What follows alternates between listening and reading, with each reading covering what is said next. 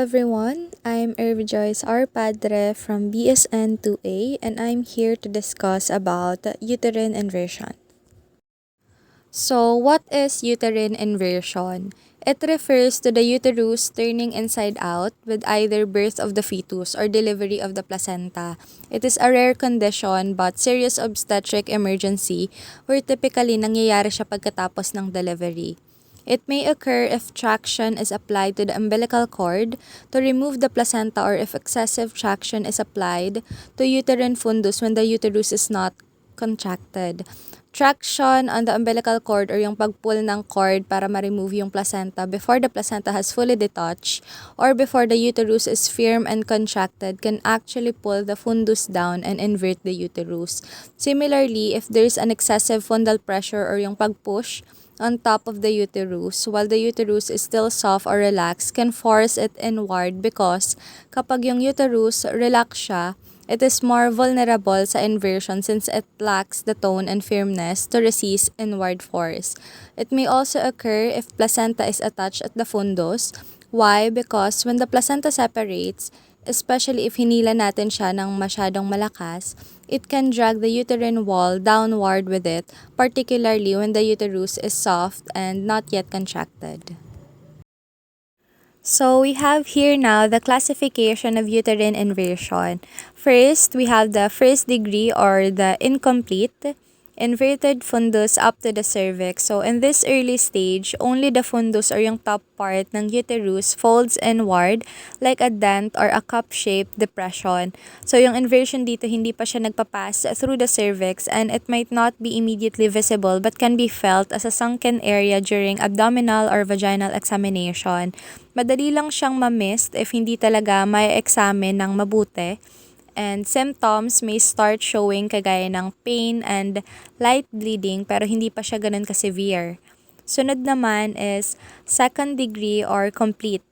The body of uterus protrudes through cervix into vagina. So in this stage, the entire uterine body, hindi lang yung fundus, has inverted and it already passed through the cervix. So yung inverted uterus, nasa may vaginal canal na siya ngayon.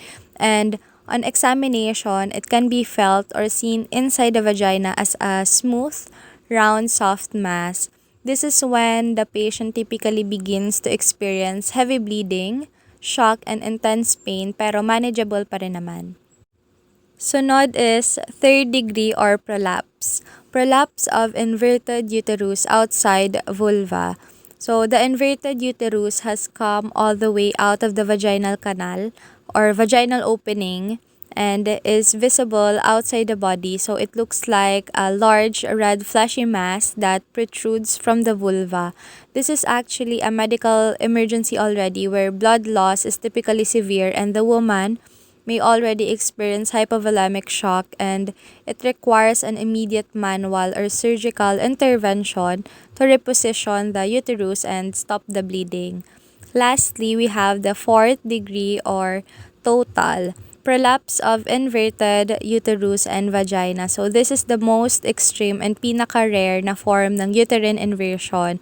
Not only has the uterus prolapse outside the vulva, but the vaginal walls have also turned inside out and prolapse. So yung entire pelvic floor support is already compromised here and the condition is very critical na siya with severe bleeding and shock. So yung surgical correction is almost always required urgently in this case.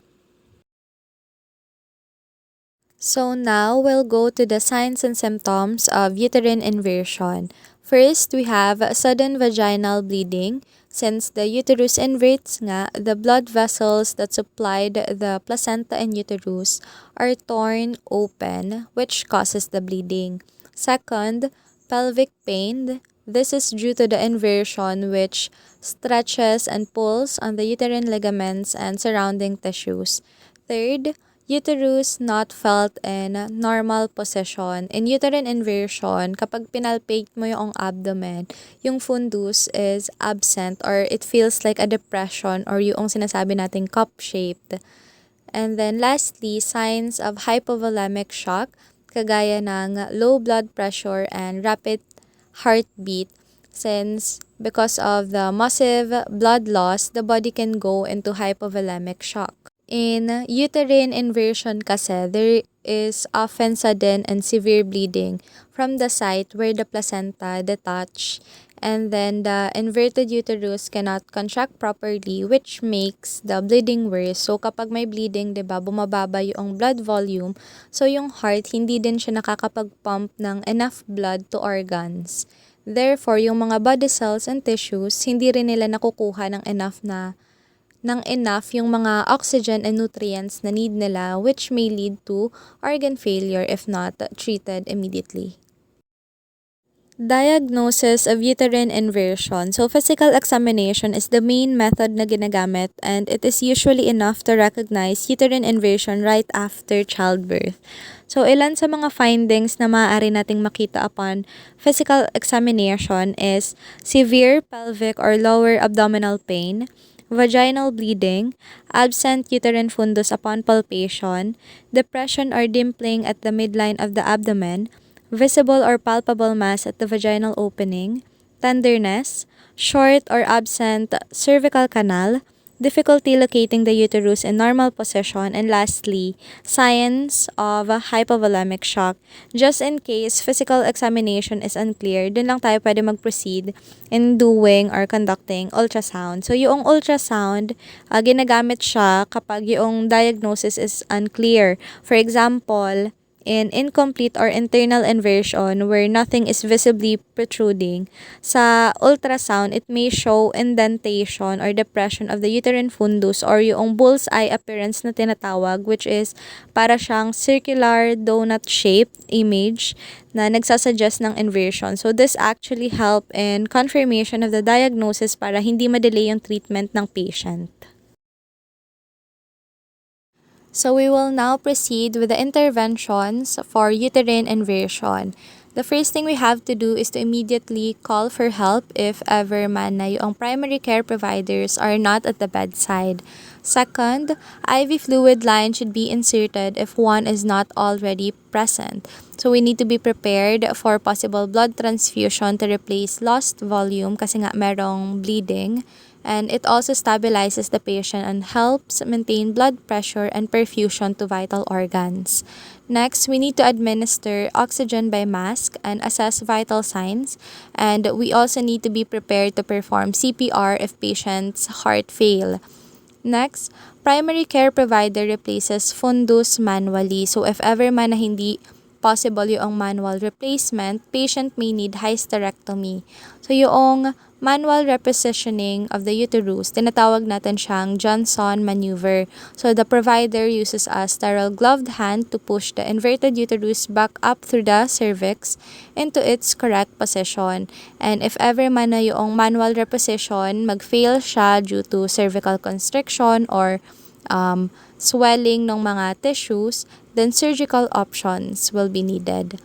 Sunod na gagawin natin is to give general anesthesia or possible nitroglycerin or tocolytic drug by IV. So this help relax the uterus and cervix to allow easier manual repositioning. And lastly, administration of oxytocin after manual replacement. So this is to stimulate uterine contraction.